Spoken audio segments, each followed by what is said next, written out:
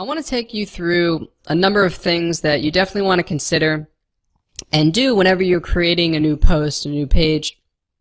And the first one has to do with the title. Whatever keyword that you're trying to rank for, it could be a phrase, could be a long tail keyword, could be one word. You want that to be the first or second word in the title. So if we go to the search metrics study that we've been basically following throughout the course, I've been trying to take you through each of these categories. Position of keyword and title character, and position of keyword and title word.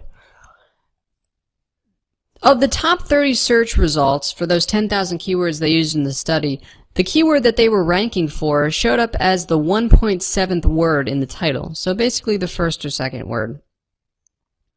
So as you see, if I'm doing an article here on SEO, I would make that my first word. And then within the URL, you want to give a good description of what the people are going to be reading about.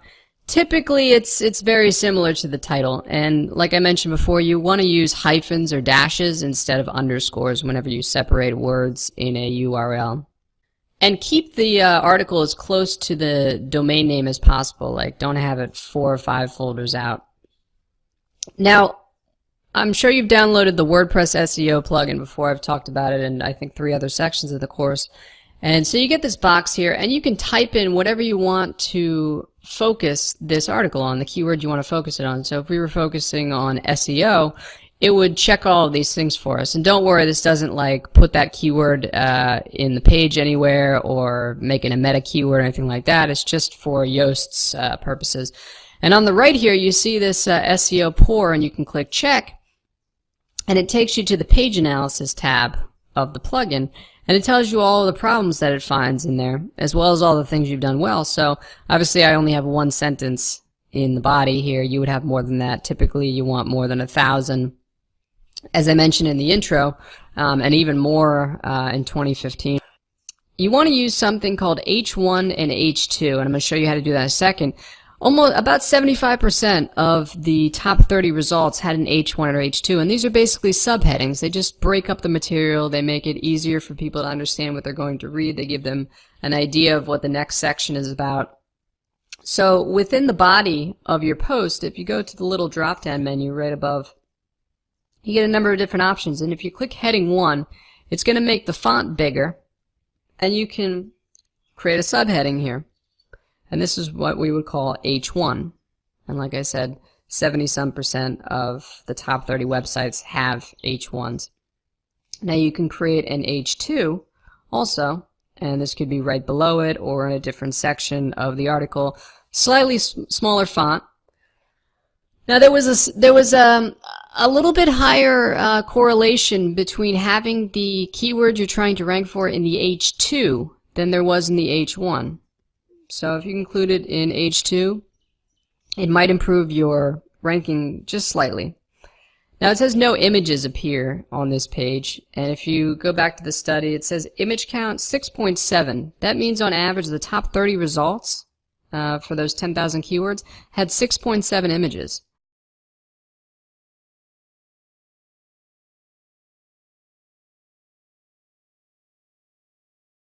I would say for about 1,000 words, 8 would be sufficient. So if you find a picture on the web, or maybe you have one of your own, you save it, and you click Add Media at the top if you've never done this before, and you would just upload it to your WordPress dashboard, and you would see it there. Right, you click Select Files and then put it in there, and then you would just click on it and select Insert into Page. And so now you have your picture, and you can resize it. Now it's not going to be listed in the WordPress SEO plugin here, but video integration is also a ranking factor, positively correlated with a good search result. So you'll see it's almost as important as image count. So if you find a video, or maybe more than one video, like for instance this is SEO for startups. So you would go down below the video and you'd click Share, and you get 3 options here. If you click Embed, in case you've never done this before, you're going to get a piece of code here, and you just copy that piece of code.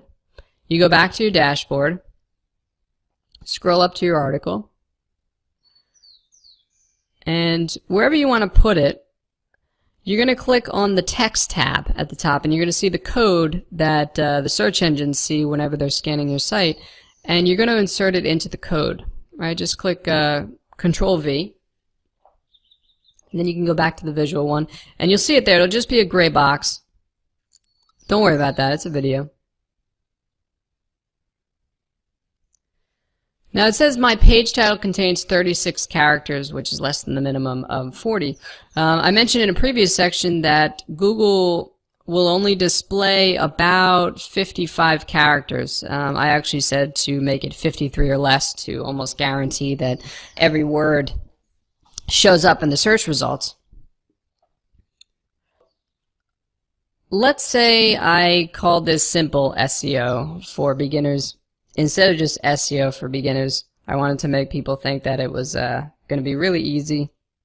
Now, outbound links, or sometimes called external links, are positively correlated with a high ranking. You want to provide resource for people. There's nothing wrong with sending people to other websites. Just remember to use that open external plugin I talked about so that people stay on your page and the new link opens up in a different tab or a different window. So let's say we had this article on H1 headings, and we're talking about the importance of these. So we'd copy the link. So H1s are very important for rankings, and then you could paste the link, and you want to focus each post on one particular keyword or set of keywords. You don't want to have multiple pages competing for the same thing. Now, 98% of the top 30 results had a description for the page.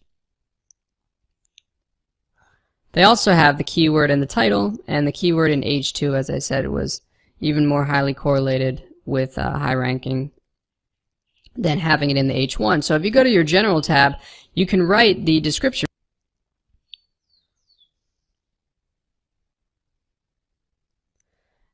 And that might be what shows up when people do a search for, I don't know, SEO for beginners. Google could also take their own description from something it finds within your article itself, but you want to have it. The keyword in the description has a small benefit. I wouldn't even call it a benefit. It could just be a random correlation. It's only 0.01. You can include the keyword in the description if you want. Google will most likely take your description from something within the article itself, though. So that's a basic rundown of the most important, as we would call them, on-page factors. Sometimes I refer to them as in-page factors, but these are all things that you definitely want to consider and that the plugin from Yoast makes really easy. But again, it doesn't mention the video integration, and it doesn't know some of these correlations that are found in the search metrics study. So just be sure to have all these things going on.